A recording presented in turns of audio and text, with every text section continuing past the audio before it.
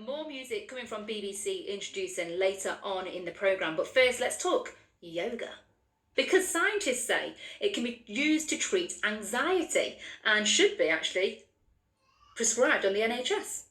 They say, scientists say that regular yoga practice is almost as effective as talking therapies for anxiety disorders. Now, Sophie Bee teaches children's and adults yoga and is training new yoga teachers. I first discovered yoga when I was a student at university, when I was trying out different activities, and immediately I loved it because I felt really strong and powerful, and I never really felt like that before doing physical exercise. But I really loved the mind-body connection, so not only was it strengthening me physically, it was helping me to be aware of my mind as well, like the breath, and that all connects with your mental health and your well-being. So it's been a great tool for me throughout life since, especially through stressful situations and also becoming a mum, and I just really love it. For me, when I tried yoga, I tried it a couple of times. The last time I tried it was on my best friend's hen weekend. We'd arranged outdoor yoga on the rooftop of where we were staying, and I just don't know what I'm supposed to be doing or supposed to be thinking. The only bit that I really enjoyed was the bit at the end, and I fell asleep. But when you're actually doing the moves and stuff, like, I was just trying not to fall over.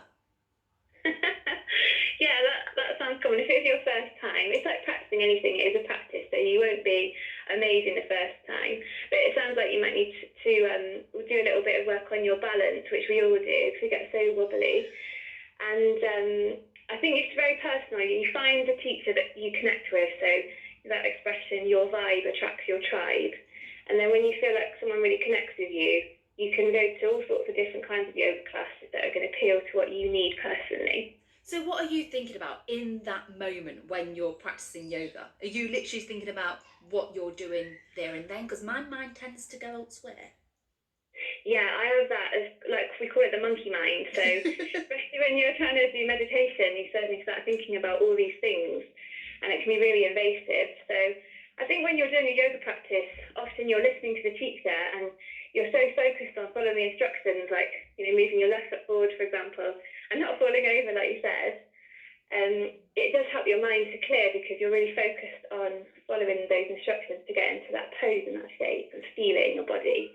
And then at the end, with the relaxation and meditation, that's when your mind starts going wild, because then you come physically to stillness when you should be relaxing.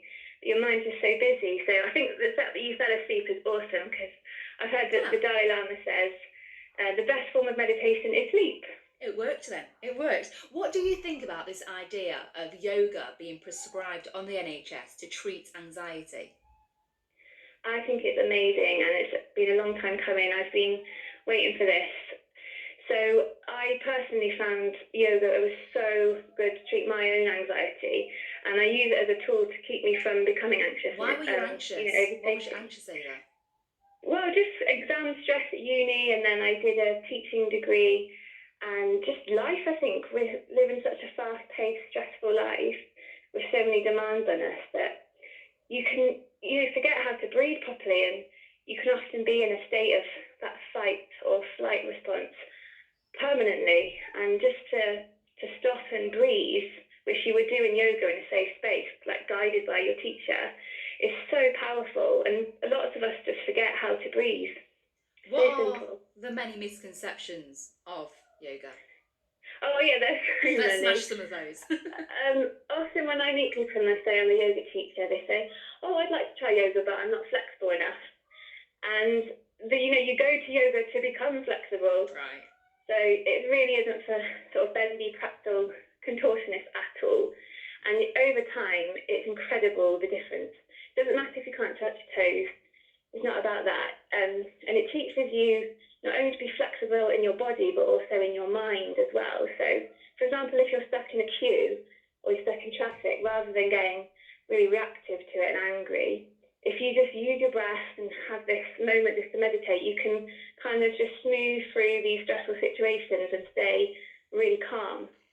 That's Sophie Bee from Nottingham. She teaches children's and adults yoga and also trains new yoga teachers too. And just talking all about yoga because there are calls for it to be prescribed on the NHS to treat anxiety after scientists found that regular yoga practice was almost as effective as talking therapies for anxiety. So there you are.